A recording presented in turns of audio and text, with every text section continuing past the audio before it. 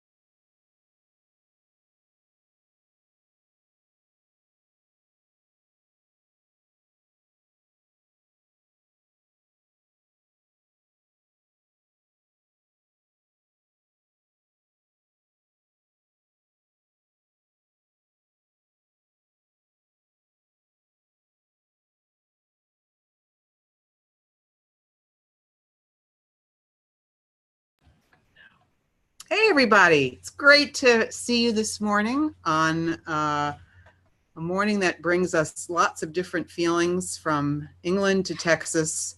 Our hearts are full of emotions of all kinds. We are so pleased that you have chosen to spend some time with the County to County campaign this morning to get some added energy and excitement for what is going to be a very active next few months on the campaign trail from coast to mountains across North Carolina.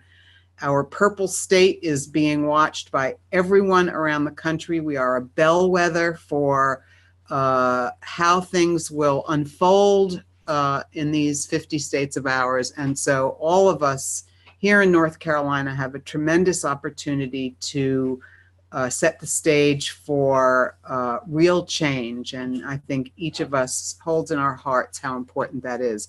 The county to county effort has been a remarkable attempt to bring as many people as we can all across this state into an active position of getting involved in the 2018 election. And I don't think anyone can underestimate how important this election is going to be, especially for our state, for the legislature, for the judiciary, and certainly, again, as a bellwether for the country. So county to county has had this incredible opportunity to train folks, as we're doing it now, in a virtual kind of way, although we are present together, and in in-person trainings, et cetera. So this training that we're going to do today, which is kind of foundational in many ways for a lot of the work, is followed up by a host of trainings that are available to everyone anywhere in this state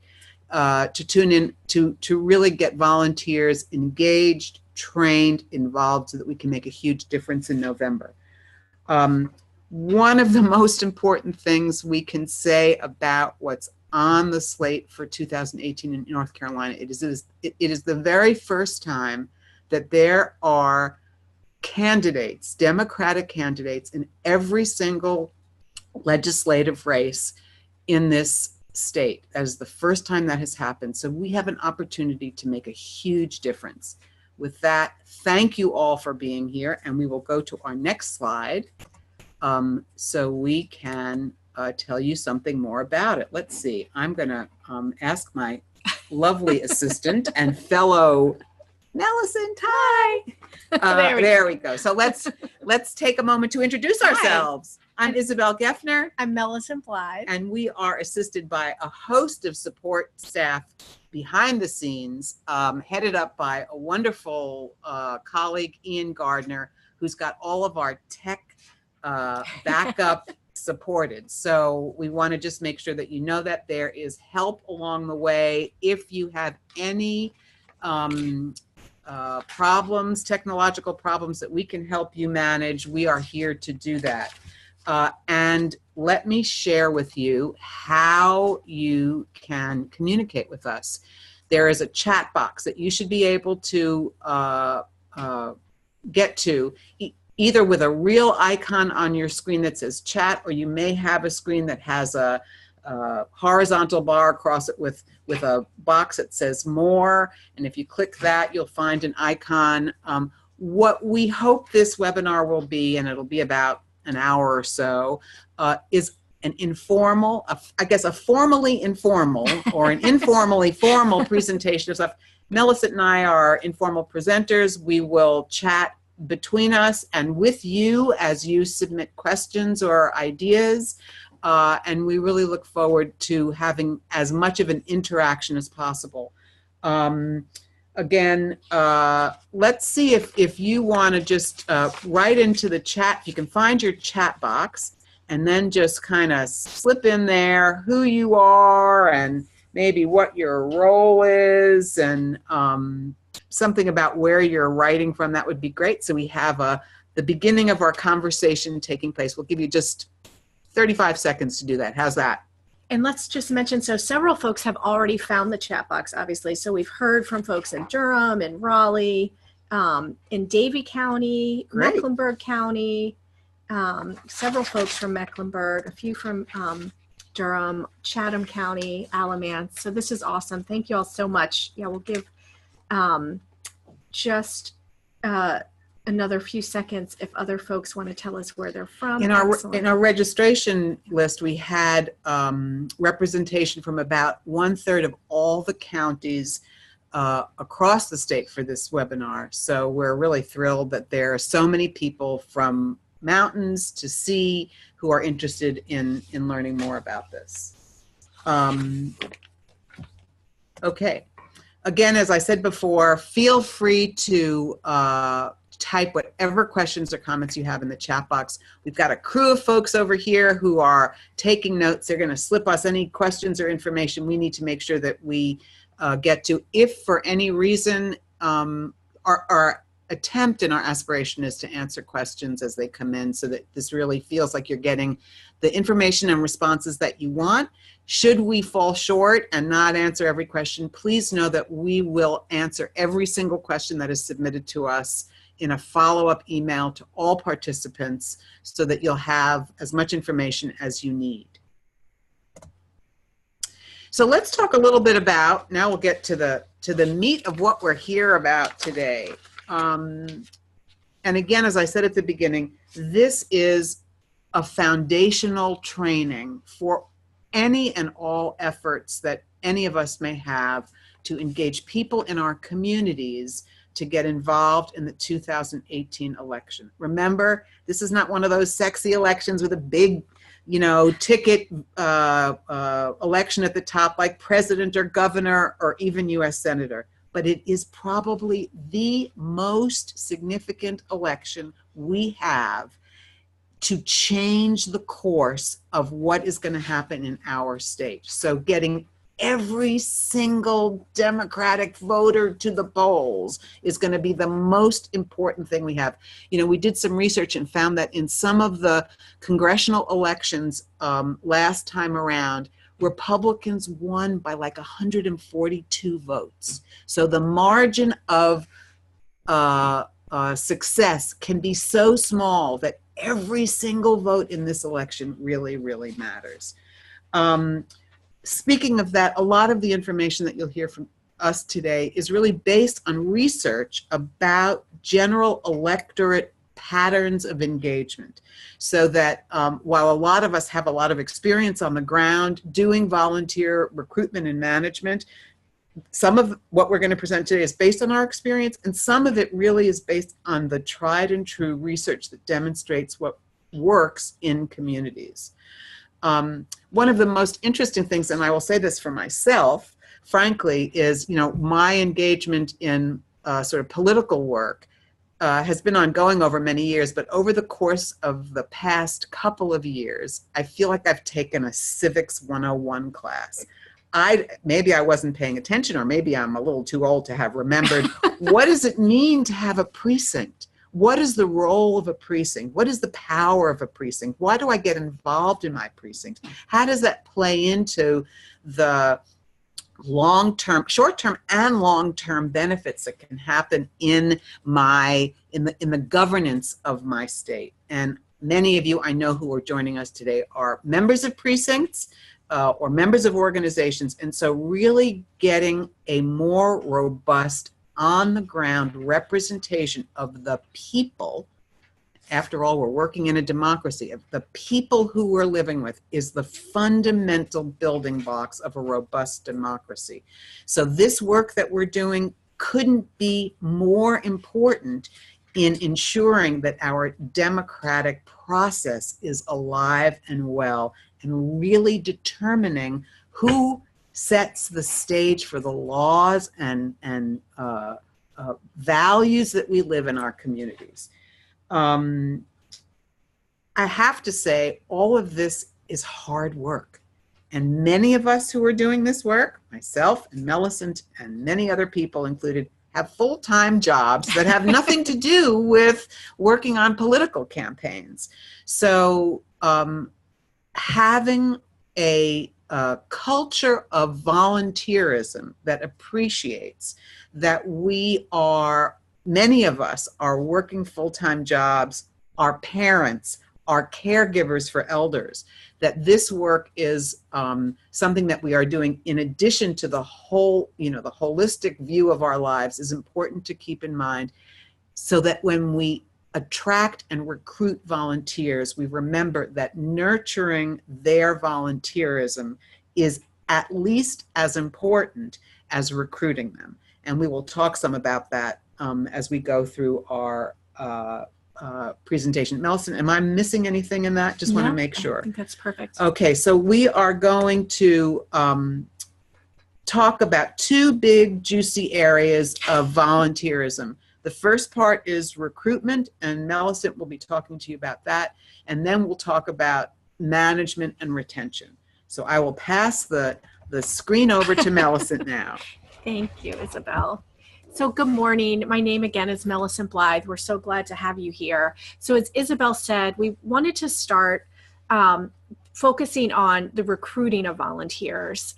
And there are a few things that I think are just really important to keep in mind as a foundation for all of your volunteer recruitment efforts. And the first one is that it's really important to think about a shared sense of purpose. I mean, as Isabel said, people are so busy. They have, their jobs and their families and their commitments. So trying to get people to take on something extra and put in extra time on a weekend, on a weeknight, you really want to think about what is the meaning. People are looking for meaning. They're looking for doing something that gives them some additional sense of purpose. So as a first step, it can be really helpful to think about, why do you feel compelled to be involved in politics? Whether you're, like Brian, who is a precinct chair and has been a candidate, or I know we have a number of folks who are, Kristen, who's a candidate for the Board of Commissioners, precinct, county campaign chairs. Think about, why do you do this? And why do you find this important? And we sometimes refer to this as an elevator speech. It might be, maybe it's about flipping our General Assembly, increasing the access to the vote, civil rights, whatever it is. Why do you do this? How do you find this meaningful? And I would add to what you're saying is that reaches into the point of sort of this values proposition. What matters to you? When you can connect with someone about what it is that matters to them, that fuels their sense of belonging and participating. So just opening any conversation with someone, and I know Mellicent will talk about strategies for this, about why would you want to do this? What is the issue that really makes a difference to you personally? And that can really open the door to many opportunities for recruitment. Thanks, Isabel. So what I'd love for you to do is, if you would, because we think, it's actually good to have that, your sort of elevator speech kind of ready. And we'll talk about that in a minute. But if you would take a minute and just type in the chat box, what is your elevator speech? I mean, if someone said to you, why do you do this? Why do you take your time to work on these campaigns, to work for your county or your precinct? What would you say? So we're just going to give you a minute to type in some your personal messages. What are your values? What is your meaning that you give to all of this? All right, so we're waiting. We're just going to be quiet. I see some folks, looks like some folks are chatting.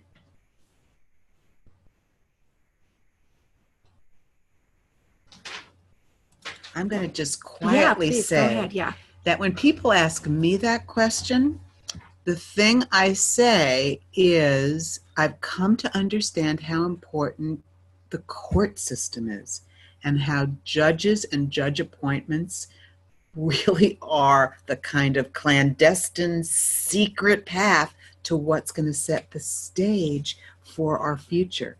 And I've come to learn that by being so involved. So it's sometimes an unexpected response from people. They say, really, the courts, the judges, do they really count? And it is so important. That's great. Yes. Thank you, Isabel. And so thank you. A few great examples. I want my grandkids to have the best possible education. I love it. I've realized going to the polls and voting wasn't enough to make a difference in participating in our democracy. I love Lynn. Our way of life is dependent on it. And I also, like Brian, believing in public service, and that if you don't take an active role, then who will?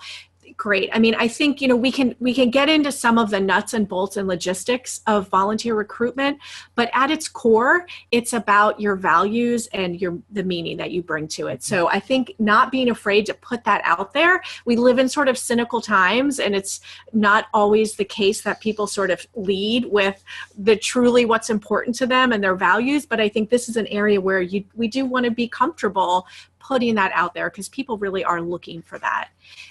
So that's one piece. Another kind of foundational piece is you want to be clear about what are you looking for volunteers to do. People, if they're going to volunteer, if they're going to take time to do something, they want to have meaningful work. The worst thing in the world is to have volunteers show up and they feel like they're just doing busy work, or there's too many people, I'm not really needed. I've talked about, I've done voter registrations at Weaver Street in Carrboro. If you've ever been at Weaver Street in Carrboro, I would be out there. There'd be like 5 sets of people doing voter registration. People were so tired of being asked if they wanted to register to vote. And it was irritating to me, because I thought, why did I sign up taking time on a beautiful Sunday afternoon when I could be with my family to harass people for the 5th time if they've registered to vote? So you really want to think about it. You want to make it meaningful when people show up. So I'm curious if you would, again, just use your chat boxes.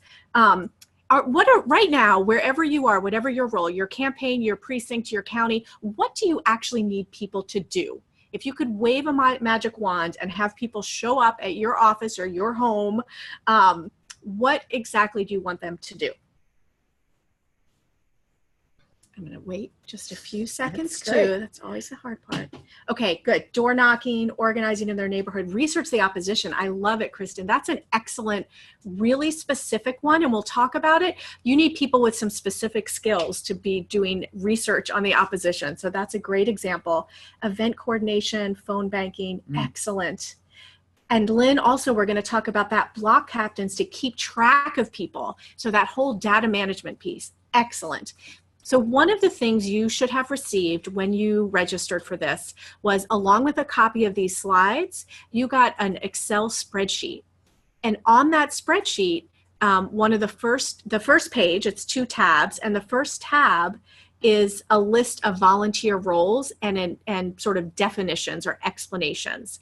That is something that you really want to, we encourage you to take and use and make your own, so that when you are recruiting people, you have a tool to let them know exactly what they're going to be doing. And there may be some roles on that list that we sent you which are relevant to you and the descriptors are meaningful to you, and they may not be.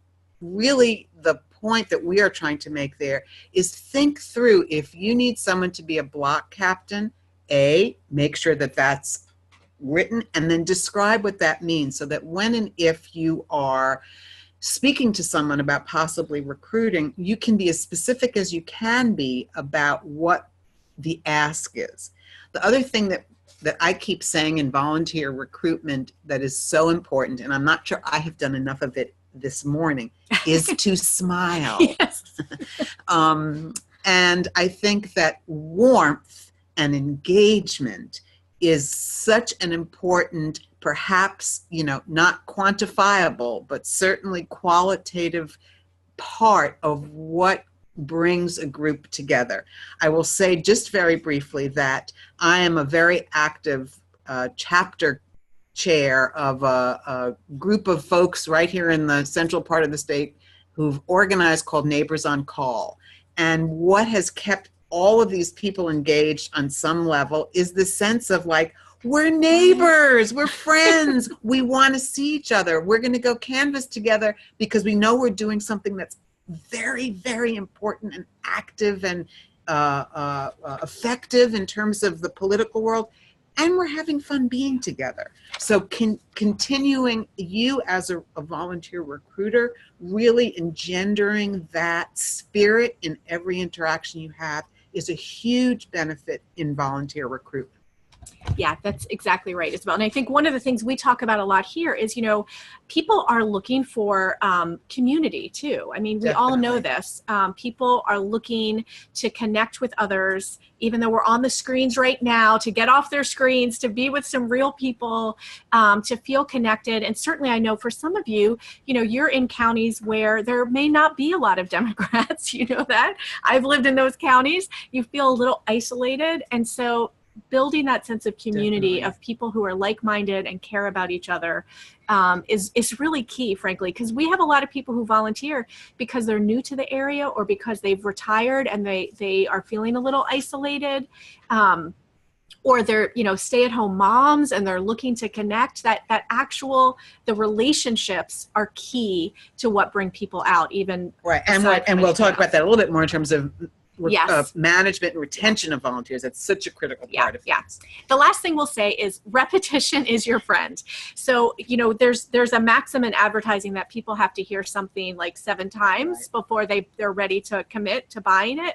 And that's the same thing for volunteering. And you probably may know this from your own experience. I have to get 3 or 4 of those emails from the PTA reminding me about something, and then I run into somebody who mentions it, and then I get the flyer from my kid's backpack, and finally I'm like, oh, I need to send in my PTA dues. We need that repetition, and so don't be afraid. Try not to feel discouraged if you feel like you're repeating yourself or you're telling people and you're not yet getting results, because it takes a while. And I want to bring up an important point. We actually haven't talked about this, but I have been feeling this a little bit lately. The mood and the zeitgeist, a little bit, the chatter is, we're things are moving, it's going to change, we are going to turn the legislature blue, look what happened in Virginia. And I think that's great, and I think we have to be very vigilant in these next few months to realize we cannot let our energy down. The act of recruiting volunteers has to stay incredibly engaged and active. These next few months are going to be what makes a difference in November. So yes, there may be some feeling like, there's a movement in the country that maybe the U.S. House is going to change. That's swell and great, and we really hope that's the case, but that cannot make us complacent. So I think it's so critical right now that we reinvigorate our efforts in volunteer recruitment, because every single vote, every single volunteer is going to have a huge role in making a difference in November.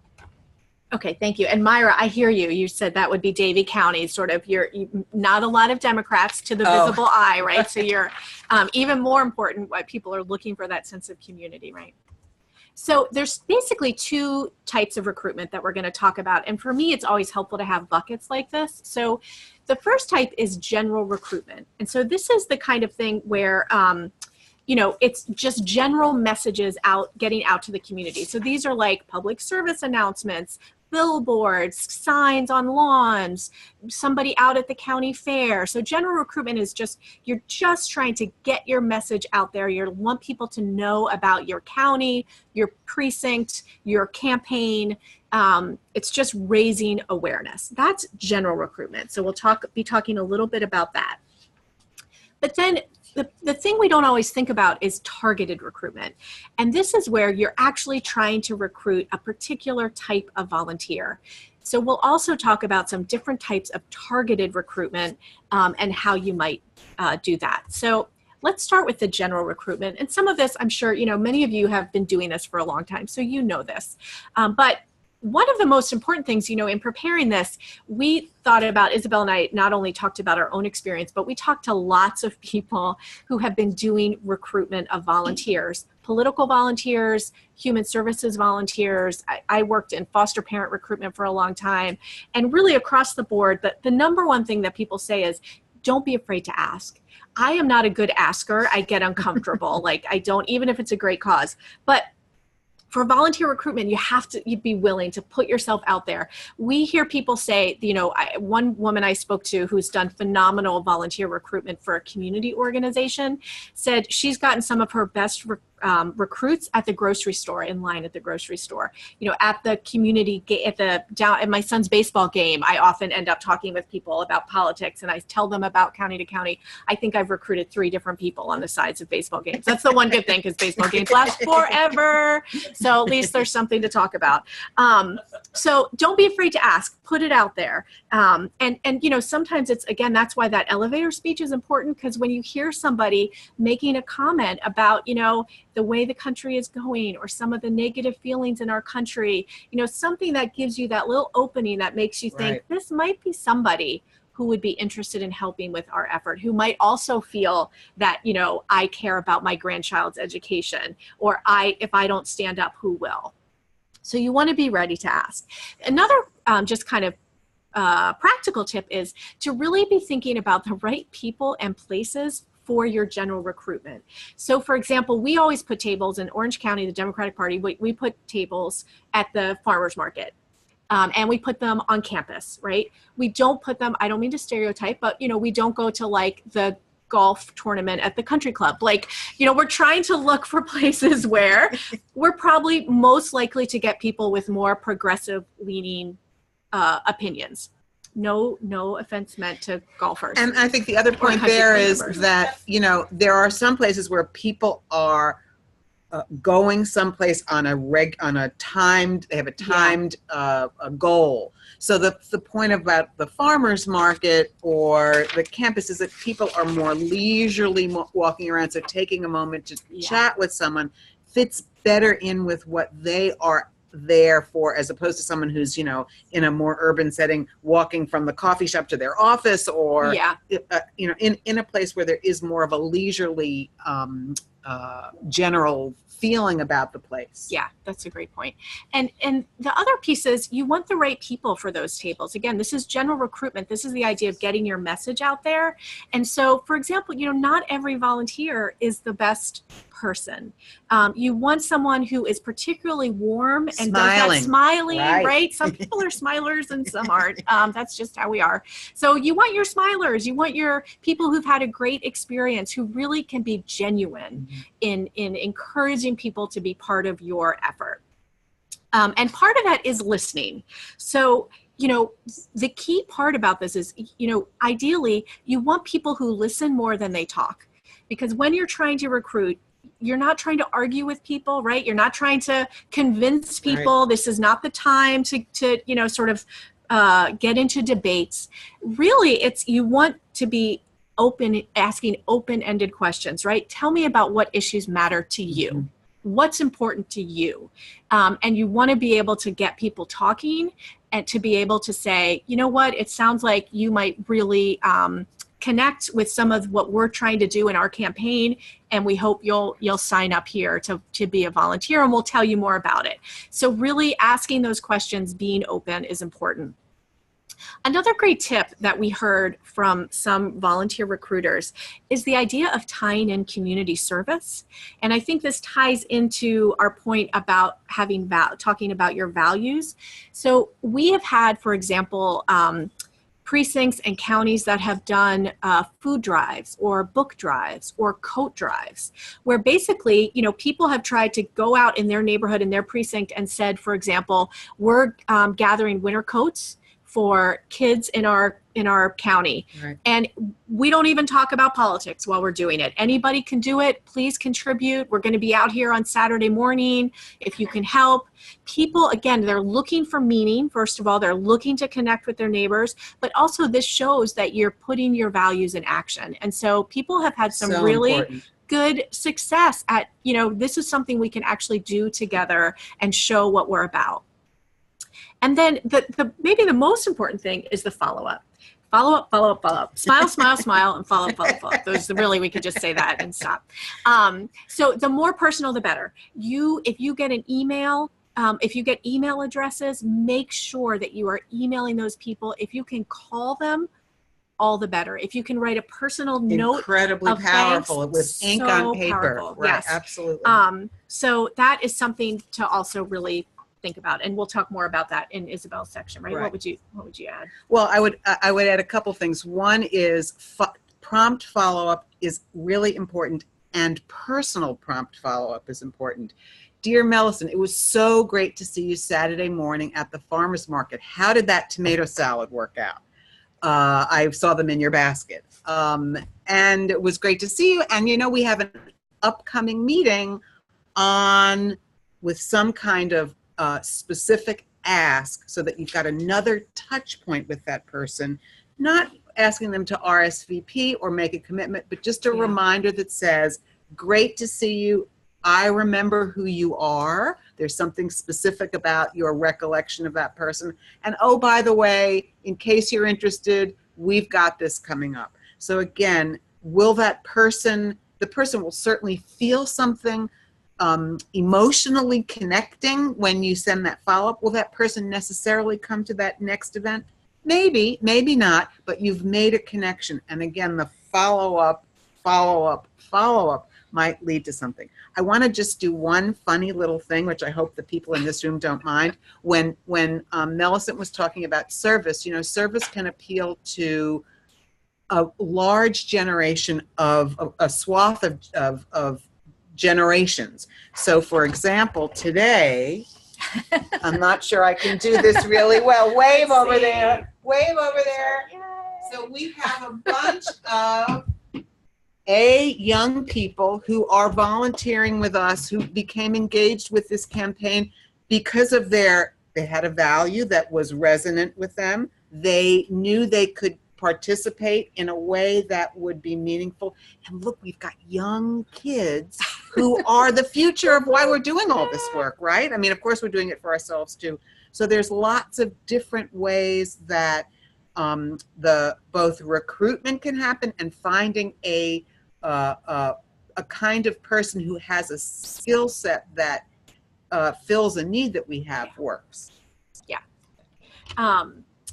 So I did see a question from Judith about is permission needed to set up a table at farmers markets? Great and so question. Yes, it's a great question. And as Ian mentioned, Ian, thank you. Ian already answered that. But in case you're not reading the chat, yes, always a good idea to ask. There's usually a manager of the farmers market, we've frozen a little bit again. Let's just do this. Okay, so let's just switch gears and talk a little bit about targeted recruitment. Again, this is where you're actually trying to get a specific type of volunteer. So the first type of targeted recruitment you might do is based on demographics. In an ideal world, your pool of volunteers should reflect the people in your county. It can be really easy for a precinct or a campaign to become a little insular, right? You've got people who've been doing this a long time.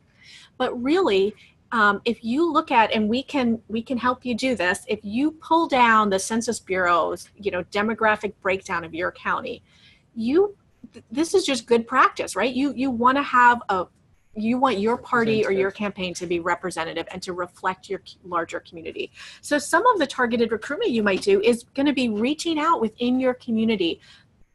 Are there immigrant groups? Are there demographic groups? Are there communities that you really you want to partner with, that you want to make sure you're representing everybody in your community? And this obviously takes time. It can take some detective work. It can take some trust building time.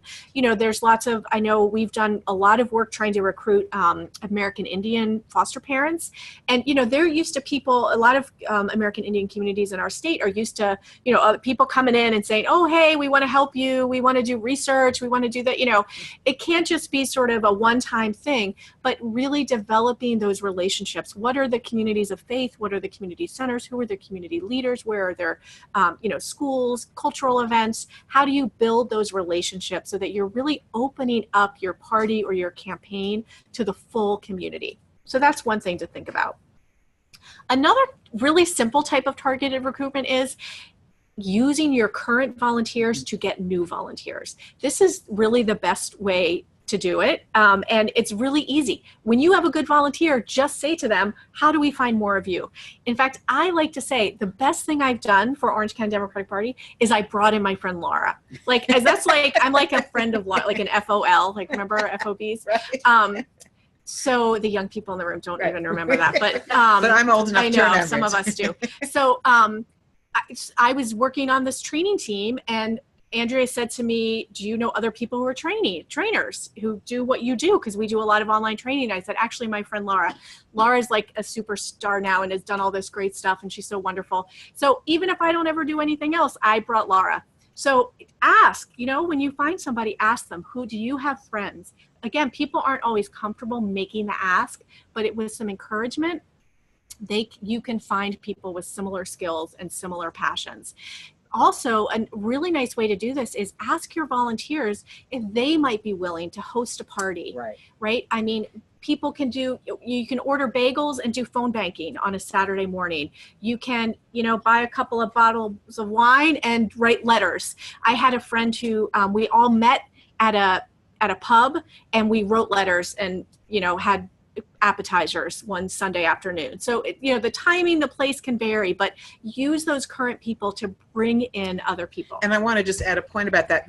The specifics that Mellicent's talking about that reflect the need around a particular action. But it may be that some of you are looking to just build a base of volunteers to participate in your general effort, and you need to sort of build that group. So if you have a core group of people, 3 of you, 2 of you, 4 of you, if the 4 of you got together and said, okay, next Sunday we're going to have a brunch at, Isabel's house, just to bring people, each of us is responsible for bringing 2 people. And then if there are 3 of you and each of you bring 2 people, that's 6 people altogether. You begin to, and you have a very informal gathering, not necessarily focused around a particular activity, like writing notes to a legislator or whatever, but just to say, hey, here's what's happening in our community. This is the effort we are looking to expand in the next, between now and the election. We want to talk to you about what we're doing. Do you have any interest in participating in several of these volunteer jobs that you may have defined on your spreadsheet? Or do you know people who would be interested? And you start with a really small, informal group, maybe at the local coffee shop, maybe in someone's home, maybe at a pizza shop, just to talk about the general idea of things. And then you begin to build that network out of the people that you know.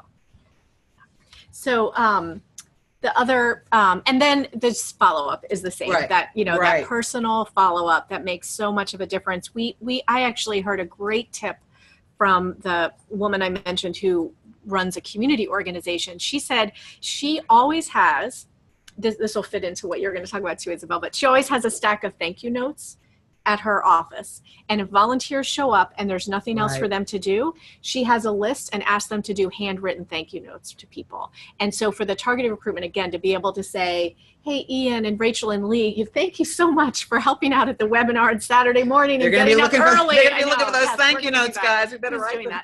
that? Thank you for taking time and getting up early and missing part of the royal wedding to come and help us with the webinar. So same idea.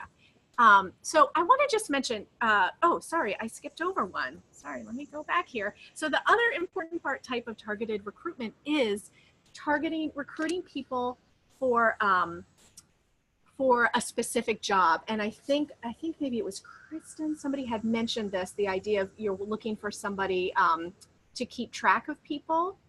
That was one. And sorry, I'm just looking really quickly. So you may have really particular jobs that you're looking for that maybe not everybody can do. So I wanted to just take a few minutes to think about, these are some of the common jobs that we need for campaigns or for our counties and precincts: volunteer recruitment, communications, event coordination, and database management, which is what I think someone was mentioning. So where might you find people with these skills in your community? Take a minute and just use the chat box.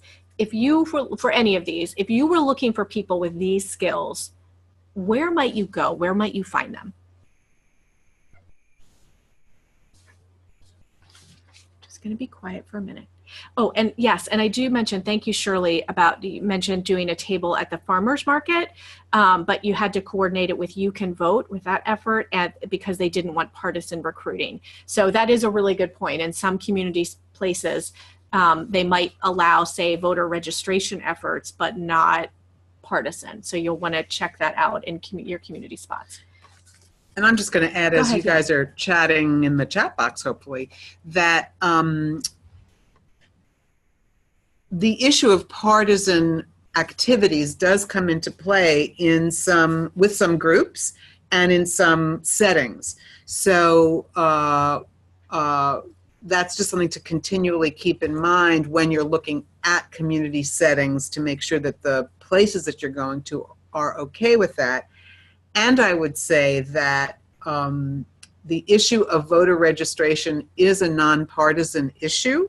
So how you take that on, that may or may not be an issue for some of you out in your communities. You know, we here in Chapel Hill, we have this huge campus, so we're very interested in voter registration just because we want every student to make sure they're registered to vote. But it is, I appreciate Shirley's comment there about being aware of the milieu that you're going to work in, to know if partisanship is an issue. Yeah. So I think Judith has given this suggestion of an indivisible meeting, which is that's an excellent example of folks who are certainly likely to share your values and probably be willing to sign on. But I'm also wondering, okay, volunteer recruitment, thank you. Yes, talkers, and Brian, thank you. So for volunteer recruitment, you want those people who are talkers and social butterflies. Exactly. I think about, for volunteer recruitment, anybody you know who's in sales. Right? They're used to selling, they're used to getting people in there, they're talkers, they're social, right? Or people who do development, who raise money. So yes, who are those people who are comfortable? For communications and PR, I love it. An underemployed recent college graduate with a communications degree. Absolutely. That's what, people have to get something out of it, right? It has to be a win-win. So people who are looking to put something on their resume, people who are looking for relevant experience, absolutely. And your community college, they probably have a communications program at your community college. So that's a great opportunity for them.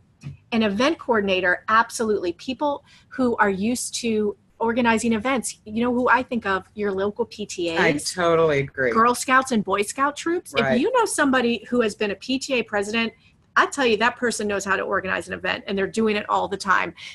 Girl Scouts and Boy Scouts the same way. I mean, they take a bunch of kids camping for a weekend. Like, they know how to coordinate details. They know logistics.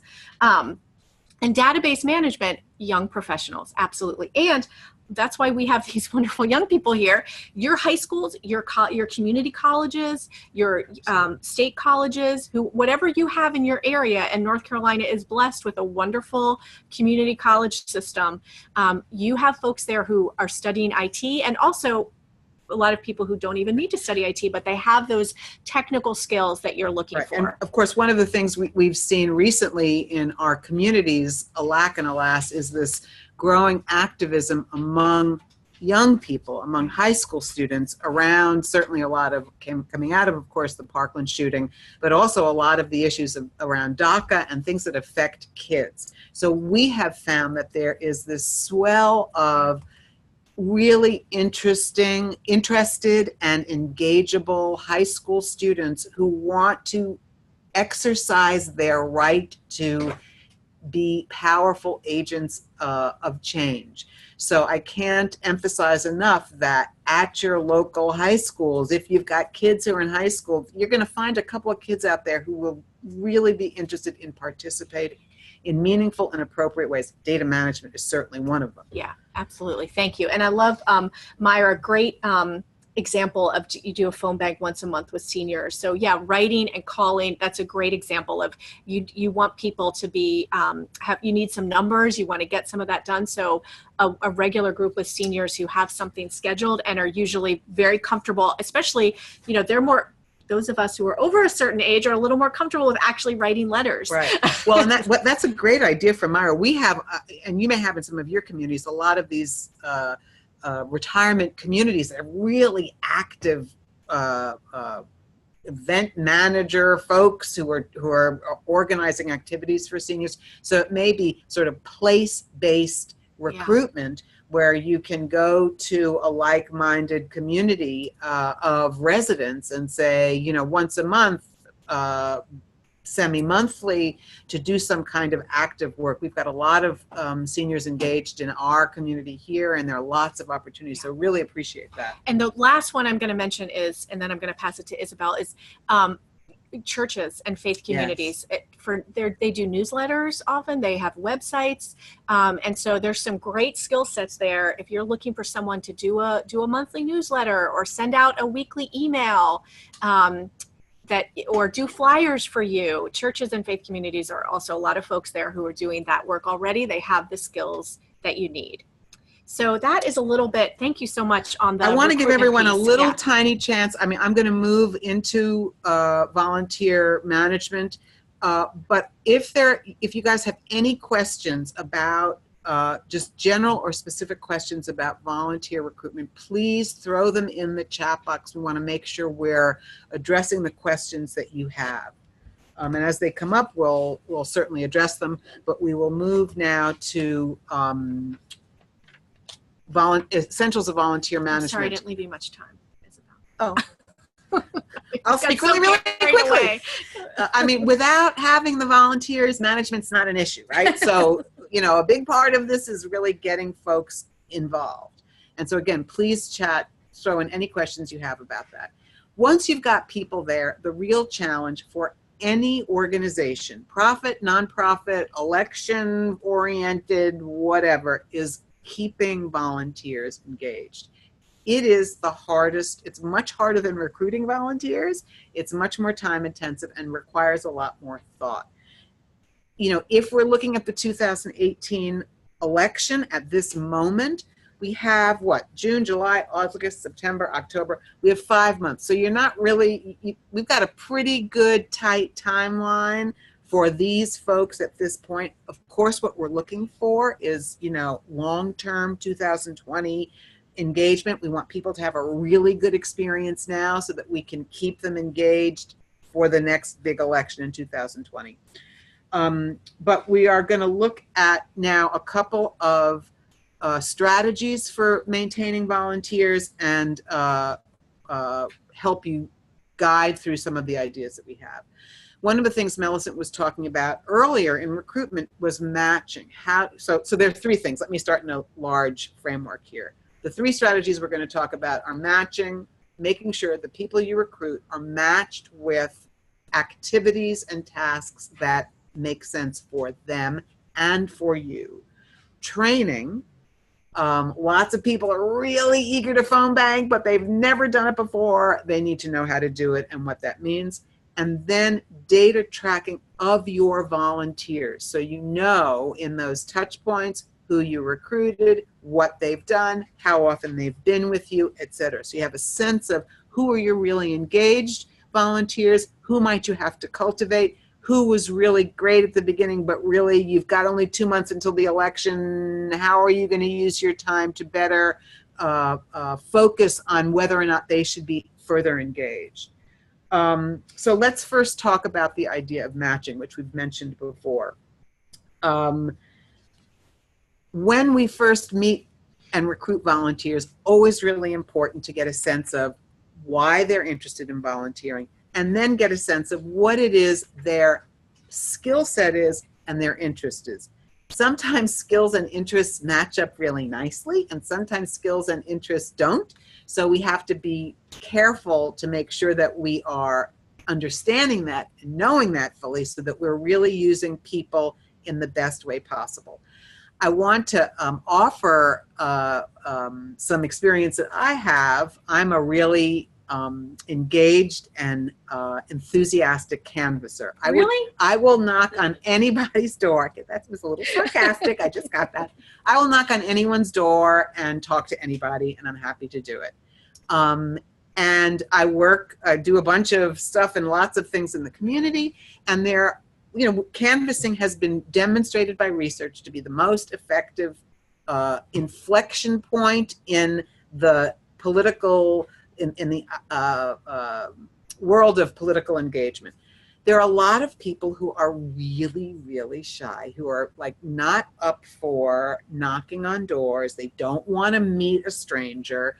And knowing who those people are and who the people among them might be trainable is a very important thing. So, for example, many of you may be involved with Flip NC, and I do a lot of canvassing with Flip NC. They never send out a canvasser alone. People are always paired. So they have paired me always with people who have not so much been experienced canvassers. And it has been so interesting to see that sometimes people who are shy and not interested in being more extroverted can see how it can be done when they're matched with someone who does it, and the fear or apprehension kind of melts away. So there are trainable, there are people who are trained to do that, people who will just absolutely say, I am never going to knock on anyone's door. So having a finer sense of who might be movable along the continuum of what you need based on the needs you have for volunteers is important. Now, yeah, I just wanted to say this makes me think this is a really similar, just an illustration in foster parent recruitment, because I think it's illustrative. Wow. So we mostly, across our state, we mostly need foster parents for teenagers. But guess what? A lot of people come in and they say, I'm willing to be a foster parent, but I don't want teenagers. I want babies. Well, what we often have to say to social workers is, you have this whole list of foster parents. You've got plenty of beds, but they're not willing to take the kids you have in care. But you only asked them like 2 years ago when they first signed up, right? Have you done any training? Have you matched them with someone who's currently fostering a teen? Have you let them maybe tutor a teen for a couple of times to get used to it? So that idea of, don't assume that when somebody walks in the door saying something, that they're never going to change. We all change and grow and evolve. So just to your point, it's an ongoing process. Right. Thank you so much. And again, there's some people who you're never going to be able to move and then off it's like, that. okay. Similarly, phone banking. A lot of people are, listen, I'm the one who, when I see someone's calling my phone and it's not a number, no, I don't answer it. So they don't want to be the people making those phone calls. On the other hand, I'm a pretty experienced phone banker myself. And you get the drill of it. So that really kind of brings us to this business of training. Now, I will tell you that C2C, you couldn't have fallen into a better spot with comprehensive training that is so important over these next few months, especially really the next month or two as we're getting really close to the election. Volunteers of any type need to be trained. Even the most experienced volunteer, for your effort that you have defined and you have described and that you need to make sure that the people who are representing your effort are well trained to do the job you want. I will tell you that C2C, I think it's June 10th, its next training is on phone banking, followed the next week by a training on canvassing. So you yourselves can get that training, get all the materials that C2C has so that you can sort of in the trainer model can train the folks that you have working with you. The worst thing you can do, both for a volunteer, really, and for your effort too, is to ask someone to do something that they are not fully equipped to do. Look, there are people like me who are going to ask questions until I feel comfortable enough so that I can go out and represent the effort that I've been asked to follow through on. And there's some people who are shyer or who don't know the questions to ask or are timid or whatever. The most important thing that you can do as a volunteer manager of whatever effort you're representing is to make sure your volunteers are trained. Utilize, you don't have to recreate the wheel. These trainings, and really the county to county effort has been incredible in this. These trainings are available. If you need to have something in particular, a training that you know you need, write it in our chat box. If we don't have a training that we know about, we will see if we can match you up with someone or something that you need. They don't necessarily need to be in person, as you can see just from this experience today. So again, training, really important. The third thing is data tracking. And I think what we've included, I'm going to just flip ahead, yes. So I'll go back to this less spreadsheet slide for a second. It is really important to know who among your volunteers are the ones who are most active. You know, a lot of people, you might have a really fabulous brunch at someone's house to recruit volunteers, and people are really swayed to join up with you. You may write your follow-up note and make the phone call and send the email, and the person is, for whatever reason, doesn't show up. It's important to keep track of that. Alternatively, there may be someone who is coming to every single meeting and every single event and every single ask that you have put out. So having a sense of who among your volunteers are the most active and engaged. So come October 1st, when we really have a time crunch of 5 weeks to make a difference in the campaign, and you find yourself with real urgent needs, you've got your A team of volunteers who you can immediately identify by dint of their active participation in the months preceding. So one of the things that's the second tab on that spreadsheet that we sent you has data management can sound like overwhelming, oh my gosh, I need to have some training and I don't even know how to do this. It's really simple. If you just simply set up a spreadsheet on an Excel document, or it could even be a table on a Word document that has columns for first name, last name, email, phone numbers, so that you can very easily contact the folks that you have had sign up. And that just goes back to when you've recruited a volunteer, to make sure you have a system in place that tracks their recruitment. So one of the essentials of volunteer recruitment is, who are these people and how do you get in touch with them? What are their interests? What is their availability? And so to the extent that you can create this at the beginning of recruitment and then enter data, which is really just saying, did they RSVP and did they show up? What are they interested in? That will help you really simply manage the folks who are coming into your world. I think the idea of data management, I know for me sometimes sounds like, okay, this is way outside my wheelhouse. I can't do it. It's really hyperbole for what really means, keeping track of the people who are engaged with you, so that you can really, particularly again, October 1st, when we've got 5 weeks left before the election, we really know who our go-to people are for the most important pressing time of engagement. Again, any questions, please throw them in the chat box, which would be great. So that's kind of the strategies part is kind of the quantitative. How do we maintain and manage our volunteers, make sure they're paired with the right job, trained well, and we keep track of them. The other part of volunteer management is like the feel-good part of being part of an effort. And I cannot overemphasize how important this piece of volunteer management is and how simple on some level it really is, because it's all about relationships. It's all about the touch points that we have with another human being, eye to eye, face to face, person to person, that makes them feel like they belong, like they're appreciated, like they're recognized, that they have a community. One of the things that Mellicent said at the beginning was, it's got to be real work. To have busy work, or to be asked to come to an event where when they arrive, there's kind of like nothing really to do, is going to erode the sense of purpose and value and satisfaction that someone has.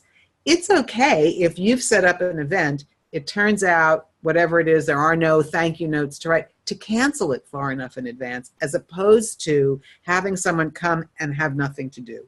So making sure that there is real work is very important. You know, recognition and rewards, that can be done certainly at the very least by always saying thank you to everyone who has done anything.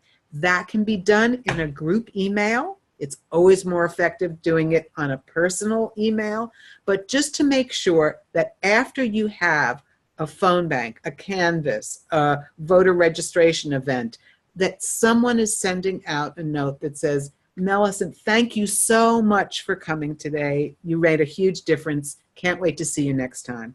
That's all you have to say, and it goes a huge way. You know, of course, depending upon what your efforts are, you can make up, you know, lots of rewards, or, you know, have the person, the 3-month most engaged volunteer. All that's up to you. But really, it's the simple recognition of those little small moments that make a huge difference in a person's sense of experience in their volunteering. This is all about relationships, right? I mean, it's about the fact that, you know, Mellicent and I met the very first time doing our first one of these trainings, and we clicked. And so since our training experience, we've exchanged emails, we've talked to each other about what we're doing. We have a sense between us, like, no one else is going to do this volunteer recruitment and management webinar. It's going to be us. This is ours. So all people, no one else is going to do it besides us. So someone was smart enough to think about who would be 2 people who might kind of get along well and have a good kind of interpersonal chemistry to do this. You know, by design or perhaps by luck, they paired us together. So we now feel a relationship to each other and to this effort that we want to maintain it. Do you see why she's so good at recruiting people? I feel so loved. And then I will confess to being a Jewish mother and say that food is really important. You bring people together, get some pretzels, get some M&Ms, get some chips and salsa, get some grapes, get some yummy tangerines. People, you know, it's an expression of a little nervous energy when, you know, you want something to nosh on, so it gets rid of that. You get thirsty when you're talking on the phone banking. You need to have water regularly. And again, it is a way for you to express your nurturance of your volunteer pool. So again, the recruitment strategies are important. The training and onboarding of folks is important. And the sense of satisfaction is a critical aspect of maintaining volunteers over time. Guys, you only have 5 months, so you've got a really good moment here to keep a really wonderfully engaged group of volunteers so that we can make a difference in November. So these strategies could and hopefully will be helpful to you. I just want to give a shout out to Myra, who says, Yeah, she said that if they have pizza and brownies, they'll get young folks. Right, Yeah. exactly right. Exactly right. And our young people over here are nodding, saying, where is the pizza and the brownies? Okay, soon. Okay, so we would just love to hear, I think there's still 20 of us online together. We also sent out, I think, Ian, thank you, sent out a reminder that you should have gotten the PowerPoint slides, so you can feel free to use these with others. The train the trainer method that Isabel mentioned. You also should have gotten that Excel spreadsheet. If for some reason you did not get those, let us know and we can resend. And a reminder, we will also send out an email after the webinar with your suggestions and questions and comments. And thanking you with a little smiley face. Yes. Our follow-up. Smiles. So we would love to know if you would just take a minute to just tell us in the chat box. Adult education research says that people are much more likely to actually adopt new practices the quicker they put them into practice after their training. So we would love to know what in the next week, what is one thing that you will do that you heard today, even if you already knew about it or were already planning to do it, you can tell us anyway and make us feel good. One thing you want to do in the next week for your recruitment and retention efforts, if you would go ahead and type that. And let us know again if we have other questions. If you have any other questions, we will answer those as well. So organize a volunteer training. Excellent. Thank you, Kristen.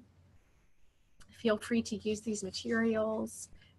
Meet at the home of volunteers. Excellent. Thank you, Ida. Yeah, I mean, for me, that's a huge one because it's also multitasking, right? I get to see friends and I get to do my volunteering. So it's a win-win. A summary email. Oh, good. That's excellent. Thank you, Brian. I love it. Anybody else, things you want to do in the next week or other questions? Updating your volunteer list. 56 volunteers that you recruited. That is awesome. Oh my gosh, Meredith, congratulations. That is great. And that takes a lot of work. And so we appreciate that. And we recognize how hard that can be. And thank you, Lynn and Svetlina. Yes, if nothing else, just that idea of getting back to your volunteers, sending a thank you, trying to do that follow-up, that's well worth the investment of time. Yes, please do share. We will share we're also going to send you the list again of the upcoming webinars on other training topics. And so again, next Sunday, June 10th, at 2 p.m. No, the next training is June 10th because next Sunday is still May. Oh, yeah, sorry. I think. Yes, sorry. The next county to county training is Sunday, June 10th at 2 p.m. That will be on phone banking. And then Saturday, June 16th at 10 a.m. will be canvassing. Hugely important trainings and incredibly beneficial. Yeah, and they'll be brief, just like this. And basically, there are going to be 2 webinars a month between now and the election in November. So there's lots of good things, and they're all being recorded for folks who aren't able to join. So here's what we want to say as we end this morning. First of all, if you need any more information about the county to county stuff, here's an email where you can send your questions. C, numeral 2C, trainings at orangedems.com. That's C2C trainings at orangedems.com. Again, a host of information there, which we can't emphasize enough that would be useful to you. Keep the faith, everybody. Yes. Thank you so much. We are so grateful for everything that you do. We are here to help. We're in this with you. And this state's going to be blue in November because of everything we're all doing together. Thanks so much. Thank you all. Take care. Have a good day. Right.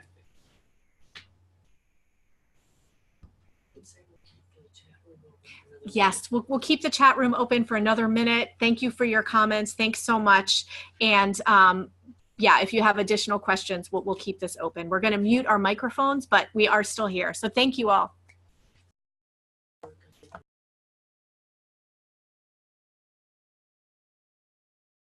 Sorry, just one more thing. We are recording all of these webinars, including today's, and we will work on getting access to those. We have a few logistics to work out, but we'll send out emails about that.